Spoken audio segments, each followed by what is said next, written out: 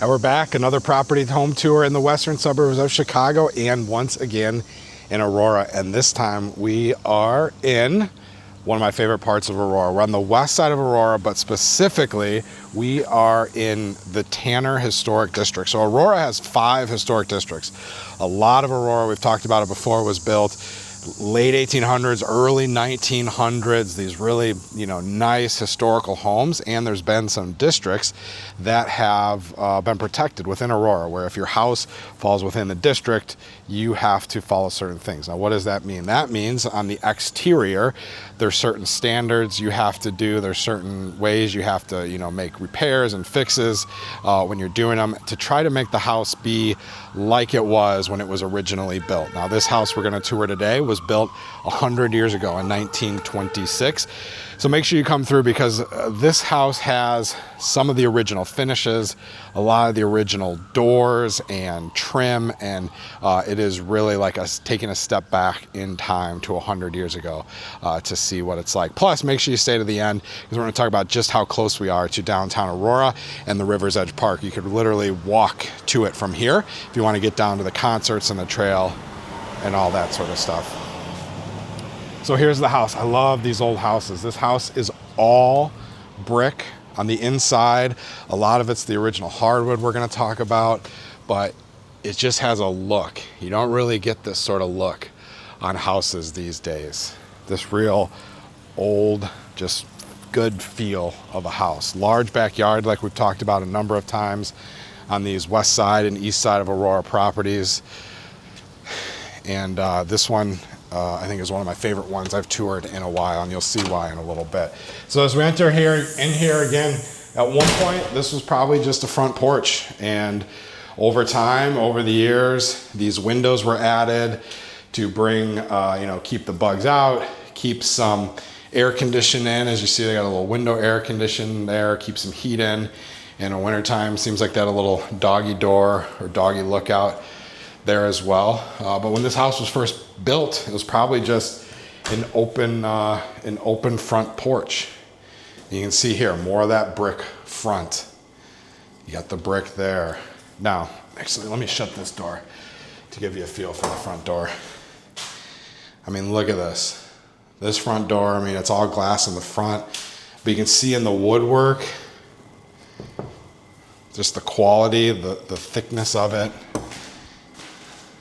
And that woodwork is going to carry throughout the house. So you can see the original hardwood floors that it has, these really thick trim around the window, the thick trim at the bottom there, and really nice early 1900s construction, and they kept a lot of that quality and a lot of that charm. Even here with the older door handles, the really thick, solid doors as part of the house.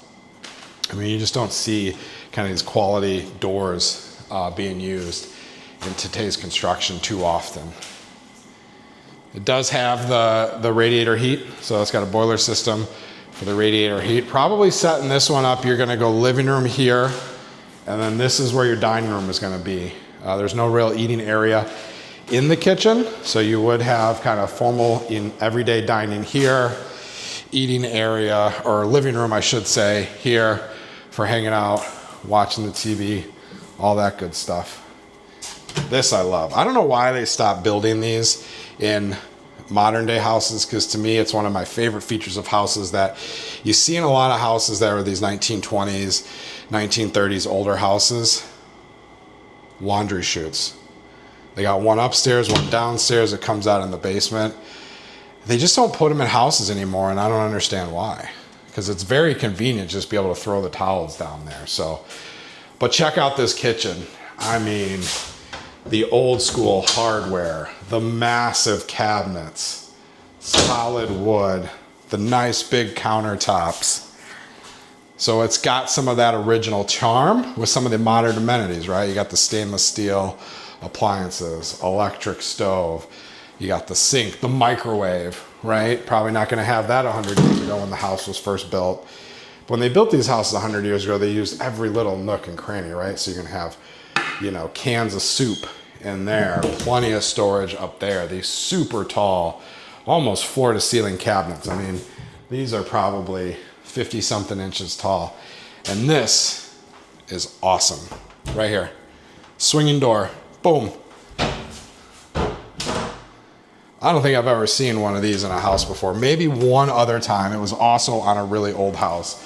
But you got the swinging door so you can easily go in and out when you got your hands full with food, carrying the dishes, all that sort of stuff. The open kitchen concept wasn't popular back in the day. You would have kind of the separate cooking area, and it would be tough to bring out all the dishes and plates out here to the dining room. So you'd have your hands full, and you need to be backing up. And that was a real convenience. And I love that they kept it in this house, because this is something, maybe one other house that I've seen that in, keeping that original swinging door.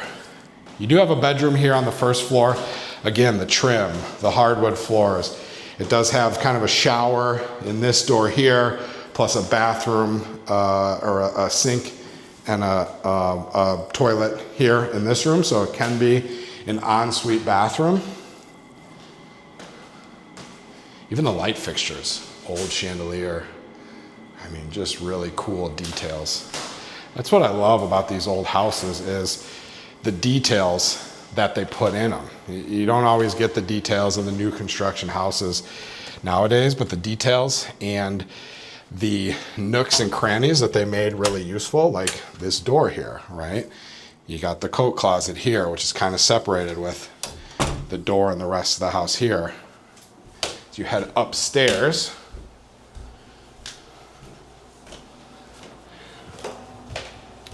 you got 3 bedrooms and a full bath, and look at that, there's that laundry chute.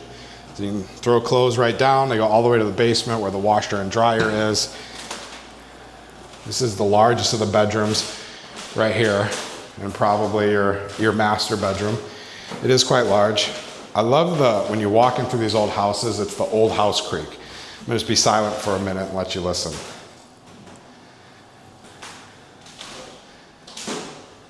You got that wood creak of just 100-year-old wood. That's a real nice touch and charm. Large closet, again, the old solid doors. This is an interesting touch to this house. So back in the day, you wouldn't have a lot of furniture, dressers, things like that. So they would build in spots for storage. So instead of like buying a separate dresser, they cut a hole in the wall and they put a dresser in the wall to save room for bed, right? You probably got at least 2 beds in here, right? But also, not having the added expense of buying other furniture. And you'll see that in some of the other bedrooms as well, which is a nice little touch. Closet here. I think it's in this one here. Oh, we're gonna go up there in a second. That's another thing I like about these houses. So you can see here, you got the built-in dresser there, another closet there. We're gonna check out this backyard in a second, but it's really big. Nice big West Aurora backyard. So a lot of these old houses, attic, it was a walk-up. Like we've talked before, the basements weren't really basements for storage. They were just kind of what the house was built on. And people wouldn't store stuff as much in them unless it was, like canned goods, or they were canning from the garden to make them preserve and last. But up here, you got a lot of storage. So they made these attics walk up so you could easily carry stuff up and down. I've seen in some houses where these attics have been converted into living space. This one, probably a little tight. You got no air conditioning up here. So it's like a sauna right now. You got no heat up here, but you want to store stuff up here, right? Or you got clothes you need to swap out for winter, summer. You don't want to take them from the second story all the way down to the basement. You can easily pop up here to the attic.